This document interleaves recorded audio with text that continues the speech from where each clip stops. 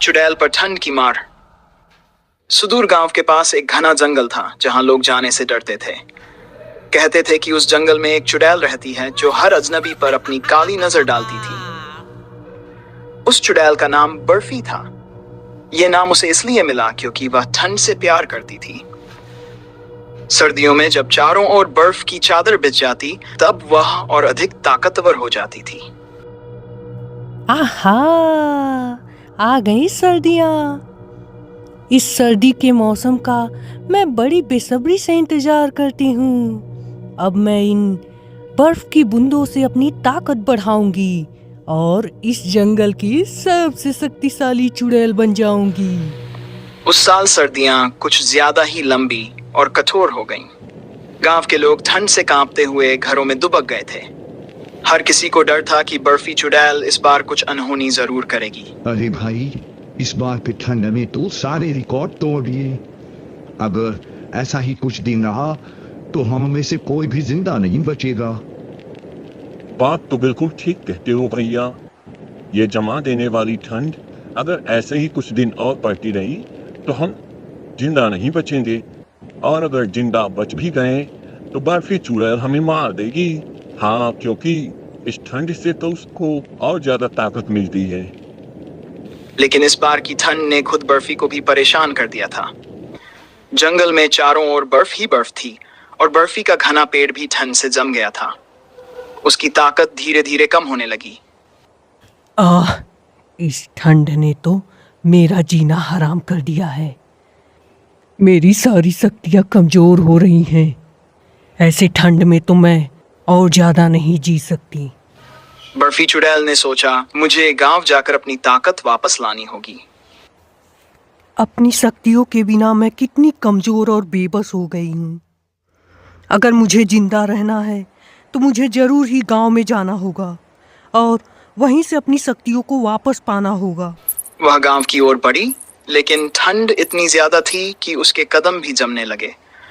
उसने महसूस किया कि इस बार की ठंड ने उसकी शक्तियों को कमजोर कर दिया है। हाय, मुझसे तो अभी ये एक कदम भी नहीं बढ़ा जा रहा है। अगर ऐसा ही रहा तो मैं तो जिंदा नहीं बचूंगी। इस ठंडी ने तो मेरे पैर ही जमा दिए। अब मैं क्या करूं?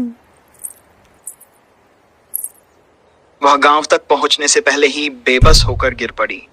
गांव वालों ने देखा कि चुड़ैल जंगल के किनारे बेहोश पड़ी है। अरे, ये तो बर्फी चुड़ैल है, पर ये यहाँ क्यों पड़ी है?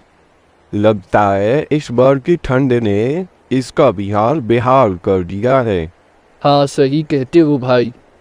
ये हमारी गांव की तरफ आ रही थी और ठंड के कारण यहीं गिरकर बेहोश हो गई। हमें इसकी मदद करनी चाहिए। अगर हमने इसकी मदद नहीं की तो यह मर जाएगी। क्यों न हम इसकी मदद करके इसे हमेशा के लिए अपनी तरफ कर लें। तुम सब लोग ठीक सोच रहे हो।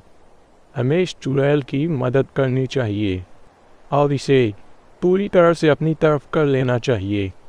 अगर हम सब ने इस चुड़ैल की जान बचा ली तो ये चुड़ैल पूरी तरह से हमारी तरफ हो जाएगी।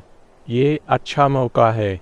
गांव के बुजुर्ग ने सुझाया कि अगर वे चुड़ैल की मदद करेंगे तो वह शायद उन्हें नुकसान नहीं पहुंचाएगी।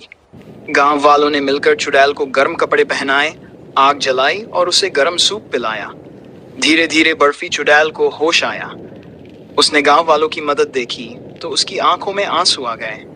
उसने कहा, आज तुम लोगों ने अगर मेरी मदद नहीं की होती तो मैं शायद जिंदा नहीं होती। तुम लोगों ने मुझ पे बहुत बड़ा एहसान किया है और अब से मैं तुम्हें कभी कोई नुकसान नहीं पहुंचाऊंगी। और मैं वादा करती हूँ कि मैं भी तुम्हारी ऐसे ही मदद करूँगी। मैं तुम लोगों की रक्षा करूँगी, इस ठंड से भी और आने वाली हर मुसीबतों से भी। उस दिन के बाद से बर्फी चुड़ैल ने गांव की रक्षा करने का वादा किया।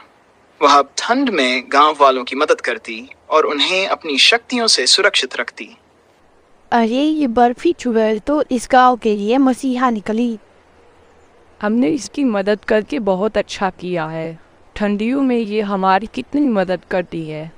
ज़रूरतमंदों को जंगल से लकड़ियाँ ला कर देती है और गरीबों को गर्म कपड़े भी देती है।